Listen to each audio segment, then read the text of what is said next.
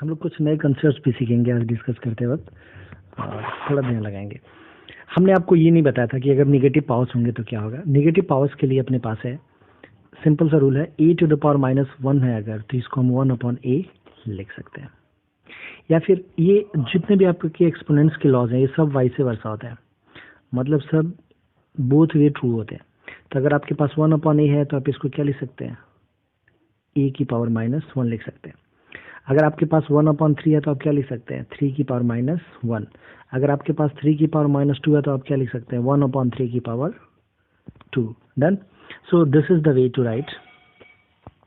अगर ये कंसेप्ट आपको पता है तो ये क्वेश्चन बहुत ही इजी है आपको सॉल्व करने के लिए। बनाते हैं। क्वेश्चन है कि 6⁻⁻1, पहला क्वेश्चन आप लोगों का 6⁻⁻1 -8⁻1। तो 6⁻1 को आप 1/6 लिख लेंगे, -8⁻1 को आप 1/8 लेंगे और ब्रैकेट क्लोज, और -1 को -1 रहने दो। अगर आप 1/6 -1/8 करोगे तो ये आपका 1/24 आ जाएगा, और इसकी पावर -1 है। तो किसी का भी पावर अगर -1 है तो क्या होता है, वो उल्टा हो जाता है, रेसिप्रोकेट हो जाता है। तो रेसिप्रोकेट कर देते हैं इसको। तो 1/24 को जब रेसिप्रोकेट करेंगे तो कितना आ जाएगा, 24। तो this is going to be your answer. Your answer is B. Now jump to the next question. इसी पे है, प्रैक्टिस कर लेते हैं इसको। और एनर्जी मेरी थोड़ी सी डाउन है, लेकिन अभी आप लोगों को पढ़ाने लगेंगे तो ये भी अच्छी हो जाएगी। हाँ, ये वही नेगेटिव पावर का कंसेप्ट है।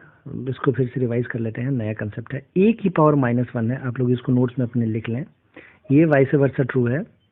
अगर e की पावर -1 है तो आप इसको 1/a लिख सकते हैं। किसी का भी पावर है, अगर 1/a की पावर भी -1 है तो जब ये पावर ऊपर जाएगा, जब भी डिनोमिनेटर न्यूमरेटर में कन्वर्ट होगा तो उसका पावर क्या हो जाएगा, पावर का साइन बदल जाएगा।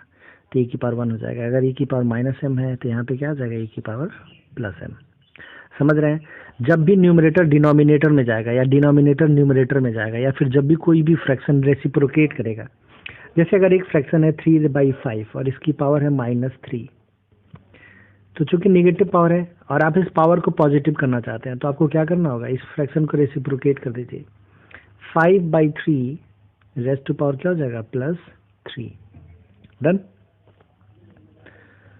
सो दिस इज इट। ये है नेगेटिव पावर्स का कंसेप्ट। आई होप कि समझ में आ गया। अच्छा, आप लोग कमेंट भी कर सकते हैं। जैसे अगर किसी भी बच्चे को कोई भी पर्टिकुलर चीज समझ में नहीं आती है, then you are feel free, in fact you all should feel free to ask. You can call me personally, and in fact of any teachers, Simal sir, Suman sir and others, जिससे भी बात करना हो आप कर सकते हैं, जिस भी कंसेप्ट पे। आप इनफैक्ट अपने ग्रुप में भी पूछ सकते हैं क्वेश्चन, अगर आपको कुछ पूछना हो तो we will answer. So question ये है कि -3/5 रेस्ट टू पावर -1। तो आप -3/5 रेस्ट टू पावर -1 है, तो इस क्वेश्चन के लिए आप क्या करेंगे, सिंपल, -1 है, इस पावर को आपको हटाना है तो आप क्या करेंगे, इस फ्रैक्शन को आप रेसिप्रोकेट कर देंगे, तो -5/3। So this is going to be your answer. Done. किसी भी फ्रैक्शन की पावर अगर नेगेटिव है उसको आपको पॉजिटिव करना है, रेस्ट टू पावर 1 हो जाएगा, और पावर 1 होता है तो इसको तो 9 भी लिखें तो चलता है ना। So this is it about the negative powers. Next jump to the question number 6। ये वैसे अच्छा क्वेश्चन था, इसमें भी एक कंसेप्ट है। कंसेप्ट इसमें क्या है वो डिस्कस कर लेता हूँ। कंसेप्ट ये है कि अगर a की पावर m की पावर n हो तो इसको क्या करेंगे आप। तो आपको करना ये होता है कि पहले आप बेस को सेपरेट कर लेते हैं। a जो m की पावर n है ना, ये वैल्यू आपको पहले कैलकुलेट करनी पड़ेगी। यानी कि पहले m की पावर n कैलकुलेट करिए, ये जितना भी आता है m की पावर n। तो अगर मान लीजिए m की पावर n आ जाता है कितना, p के बराबर आ जाता है, तो आप क्या लिख देंगे, a की पावर p। समझ रहे हैं। इसका मतलब क्या हो जाएगा, सिर्फ आप m की पावर n कैलकुलेट करें, और अगर वो p आ जाता है तो a raised to power m की पावर n इक्वल्स टू क्या हो जाएगा, p। समझ रहे हैं। चलिए पहले इस क्वेश्चन नंबर 6 को करने से पहले इसकी एक प्रैक्टिस कर लेते हैं। आप लोग अगर याद करें तो आप लोगों को एक क्वेश्चन था, क्वेश्चन नंबर 2, जिसमें लिखा था 2 raised to power 3 raised to power 2। तो इसमें एक बेस है 2 और बाकी सारे क्या हैं, इसके पावर्स हैं, एक्सपोनेंट्स हैं। बेस कौन सा है, सिर्फ और सिर्फ पहला होता है base 2, and 3 raised to power 2 क्या है, आपका एक्सपोनेंट है। तो आप क्या करेंगे, सबसे पहले हम एक्सपोनेंट कैलकुलेट करेंगे 3 रेस्ट टू पावर 2। ये जो 3 रेस्ट टू पावर 2 है ये कितना आएगा, 3 raised to power 2 mean 3 into 3 equals to 9। तो हम लोग लिख सकते हैं 2 रेस्ट टू पावर 9। और 2 रेस्ट टू पावर 9 मतलब क्या हुआ, 2 को 9 टाइम्स आपस में मल्टीप्लाई करना। जब आप लोग मल्टीप्लाई करेंगे तो पाएंगे कि 512 आता है। इनफैक्ट मैं आपको चाहूंगा कि आप लोग जो है 2 raised to power 1, 2 raised to power 2, 2 raised to power 3, 2 raised to power 4 से लेके 2 रेस्ट टू पावर 10 तक कंटिन्यूअस लर्न कर लें। 2 रेस्ट टू पावर 10 की वैल्यू 1024 होती है। एकदम लर्न कर लीजिए, ये हमेशा आता है। और 3 की पावर 5 तक आप लोग लर्न कर लें। चलिए अब आते हैं क्वेश्चन नंबर 6 पे। अब क्वेश्चन नंबर 6 आप लोग बनाएंगे तो मुझे लगता है कि अब ये बहुत ही इजी हो जाएगा आपके लिए, अब ज़्यादा दिक्कत नहीं आएगी। पहले थोड़ी बहुत हो सकती है कि आप लोगों को आया हो। क्वेश्चन नंबर 6 कहता है कि a इक्वल्स टू 25 है, then find the value of this. देखिए ये जो स्टेटमेंट होता है ना, इसको हम लोग सबसे लास्ट में यूज करते हैं। a इक्वल्स टू 25, तो पहले अपने सारे क्वेश्चंस को सॉल्व करेंगे और जो हम फाइनल जब कंक्लूजन पे पहुंच जाएंगे तो वहां पे जब जहां जहां भी a रहेगा वहां पे 25 पुट ऑन कर देंगे। तो पहला एक्सप्रेशन है अपना a raised to power 25 raised to power 0। तो a अपना बेस है, इसको सेपरेट कर लिया, इसके ऊपर लिखा 25 रेस्ट टू पावर 0। तो 25 रेस्ट टू पावर 0 पहले इसको सॉल्व करना होगा। तो जब भी 25 रेस्ट टू पावर 0 आप बनाइएगा तो किसी की पावर 0 कितना हो जाता है, 1। यानी कि ये क्या हो जाएगा, a raised to power 25 raised to power 0 की वैल्यू क्या हो जाएगी, a की पावर 1। डन, ये बना के रख लेंगे। फिर दूसरा टर्म देखते हैं, a raised to power 0 raised to power 25। तो इसमें भी बेस है अपना ये, तो इसको सेपरेट कर लिया सेपरेट ब्रैकेट में रख के। अब पावर बन गया 0 रेस्ट टू पावर 25। तो पहले कैलकुलेट करते हैं पावर की वैल्यू। तो 0 रेस्ट टू पावर 25 क्या हो जाएगा, 0 की पावर चाहे आप कितना भी लगा लें हमेशा क्या रहता है, 0। तो इसका मतलब क्या होगा, 0 रेस्ट टू पावर 25 की वैल्यू आ गई 0। तो a की वैल्यू यहाँ पे इसकी वैल्यू कितनी हो जाएगी, a की पावर 0, और a की पावर 0 कितना हो जाएगा, 1। यानी कि ये हो गया a रेस्ट टू पावर 1। इसकी वैल्यू कितनी आ गई, मैं थोड़ा इसको ब्लू कलर से कर देता हूँ। इसकी वैल्यू हम लोगों ने कैलकुलेट कर दी इतनी, a रेस्ट टू पावर 1। और जो ये वाला सर्कल है a raised to power 0 raised to power 25, इसकी वैल्यू हम लोगों ने कैलकुलेट कर दी 1, सिर्फ और सिर्फ 1। तो a रेस्ट टू पावर 1, अब यहाँ पे a इक्वल्स टू 25 रख दो, तो 25 रेस्ट टू पावर 1 और plus 1। 25 raised to power 1 is 25 plus 1 equals to 26 is the answer. Answer is B. Done. कोई दिक्कत होगी तो आप लोग पूछ लेंगे। इनफैक्ट आप लोग कभी भी कोई भी क्वेश्चन हो पूछ सकते हैं। चलो next is question number 9th तो बहुत ईजी है। इनफैक्ट इसमें थोड़ा बहुत बेस को आपको समझना है। जैसे इसमें बेस कितना है, 5/3। यहाँ पे भी बेस कितना है, 5/3। मैं इस क्वेश्चन को इसलिए लिया हूँ ताकि आपको एक चीज़ समझा सकूँ। जो मैंने बोला था कि 2 लाइन में एक्सपोनेंट्स खत्म हो जाता है, वो यही है। जब हमको दिख गया कि एक चाहे कुछ भी लिखा हो, क्या फ़र्क पड़ता है, 5/3 लिखो या फिर 5 की पावर क्यूब की पावर 333 माइनस प्लस कुछ भी लिखो, हमको पता है कि ये बेस है और ये भी बेस है, और दोनों बेस कितने हैं, बराबर है। ये भी 5/3 है, ये भी 5/3 है। इसका पावर कुछ है और इसका पावर कुछ है, और इन दोनों में मल्टीप्लिकेशन किया गया। तो हम सीधे अपने फार्मूला बॉक्स में जाएंगे, दिमाग में लगाएंगे तो ढूंढेंगे a की पावर m इंटू a की power n equals to a की पावर m प्लस n। तो सीधे ये वाला फार्मूला यहाँ पे फिट बैठेगा। तो इसको लगाएंगे और इसमें लिखेंगे, यहाँ पे a की जगह पे कितना है, बेस की जगह पे 5/3 रेस्ट टू पावर, दोनों पावर ऐड हो जाएगा। तो जब 11 में -5 ऐड करेंगे तो 11 - 5 इस कितना हो जाएगा, 6। यानी कि आप यहाँ पे ला देंगे 6 इक्वल्स टू, ये वाला जो equals to 5/3 raised to power 5/3 की पावर कितना है, 8x। तो अब देखो, जब भी इसके बेस की पावर 6 है और उसी बेस की पावर 8x है और दोनों आपस में बराबर है, इसका मतलब क्या हुआ, 8x किसके बराबर हो जाएगा, 6 के इक्वल हो जाएगा। डन है ना। कैसे डन, आप लोग ये भी चीज रख ले, एक लॉ समझ लीजिए, इट्स अ लॉ। आप अपने थ्योरम में लिखिए इसको। आई होप कि ये 8th थ्योरम है। 5 थ्योरम तो आप लोग पढ़े थे, आज 2 थ्योरम पहले भी बता चुका हूँ। एक नेगेटिव पावर वाला बताया था एंड एक बताया था कि पावर के ऊपर पावर हो, उसके ऊपर पावर हो तो क्या करते हैं। और ये वाला अब बताते हैं कि अगर a to the power m equals to a to the power x हो तो इसका मतलब सिंपल है। क्या है ये, क्या इंडिकेट करता है कि m इक्वल्स टू x होगा ही होगा। वैसे ही अभी अपने हम लोग क्वेश्चन सॉल्व कर रहे थे तो क्या आया, 5 रेस्ट टू पावर 3 रेस्ट की power 6, 5/3 raised to power 6 equals to 5/3 raised to power 8x। तो इस बेस के ऊपर ये पावर है और उसी बेस के ऊपर एक दूसरा पावर है, तो दोनों पावर को आपस में क्या होना होगा, बराबर होना होगा। तो अब यहाँ से आप लोग ला देंगे क्या, 8x इक्वल्स टू 6। तो x इक्वल्स टू क्या हो जाएगा, 6/8, या फिर 2 से कट जाएगा तो 3/4। तो आंसर इज 3/4। x की वैल्यू कितनी आ जाएगी, 3/4। डन।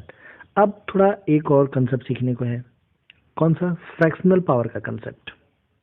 थ्योरम 9 क्या कहता है कि अगर a की पावर m/n है, तो इसका मतलब क्या होता है, इसका मतलब ये होता है कि आप a की पावर m लगाइए पहले, और इन सबका पावर क्या लगा दीजिए, 1/n।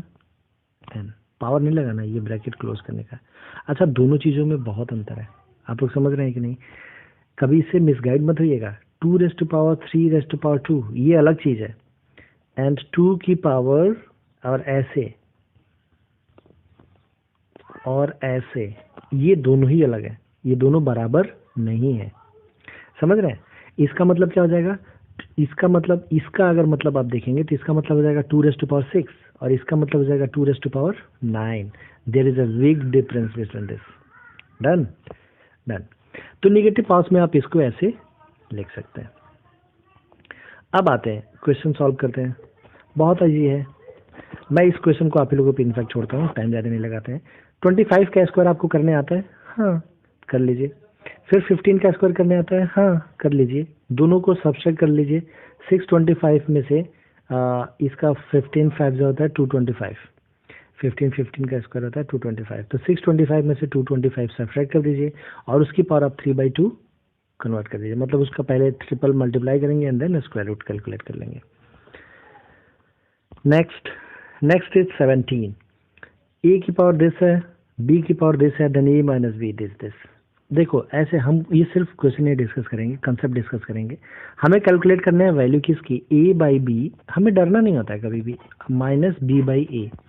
तो हम क्या मतलब है, अगर हमें कोई भी a और b की वैल्यू दे दे, a की वैल्यू बता दे, b की वैल्यू बता दे, b की वैल्यू बता दे, a की वैल्यू बता दे, यानी कि हमको सिर्फ कोई a और b की वैल्यू बता दे तो हम ये सारी चीज़ें सॉल्व कर लेंगे। इसका मतलब क्या हुआ, अब हमारा कॉन्सेप्ट ये आ गया, मतलब अब हमारा प्राइमरी टास्क ये हो गया कि हमें किसी भी तरीके से ए और बी की वैल्यू कैलकुलेट करनी है, ना कि इसके बारे में सोचना है। बिल्कुल नहीं, ये कितना भी बड़ा एक्सप्रेशन दिया हो कोई फर्क नहीं पड़ता, हमें बस ए और बी की वैल्यू बनना है। क्या हम ए की वैल्यू यहाँ से कैलकुलेट कर सकते हैं, yes. A equals to 3⁻³ means 1/3 की पावर 3 माइनस 3⁻3। तो 1/3⁻3 का मतलब क्या हुआ, 1/27 माइनस 27। क्या आप ये कर लेंगे, हाँ बहुत इजीली आई हो कि आप लोग ये कर लेंगे, एंड देन वैसे ही आप लोग ये भी कर लेंगे। डन। फिर आप लोग ये भी कर लेंगे। ओके, ये क्वेश्चन है, थोड़ा सा डिस्कस कर लेते हैं। 2⁻n इक्वल्स टू दिया हुआ है 1024। फिर हमें वैल्यू पूछ रहा है कुछ भी, इसकी वैल्यू पूछ रहा है 2⁻n/2 + 2। क्या फ़र्क पड़ता है, हमें बस n की वैल्यू मिल जाए तो 2 की पावर में कुछ भी आएगा कैलकुलेट कर लेंगे, हमें ये पता होता है।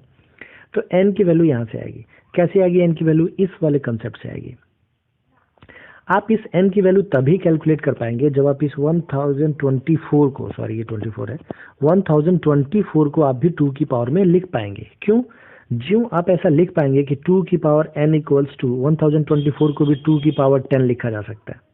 तो आप ज्यों लिख पाएंगे तब आपको पता चलेगा कि आपको a⁻m इक्वल्स टू a⁻x होता है, तो m इक्वल्स टू क्या हो जाता है, x हो जाता है। तो ये वाला आपका थ्योरम काम कर जाएगा यहाँ पे। तो यहाँ पे n इक्वल्स टू क्या हो जाएगा, 10 हो जाएगा। डन। इसलिए आप लोग इसको लर्न कर रहे हैं, 1024 मीन्स 2⁻10 होता है, तो n की वैल्यू आ गई 10। तो अब हमें इसकी वैल्यू कैलकुलेट करनी है। क्या ये भी डिफिकल्ट है, बिल्कुल नहीं।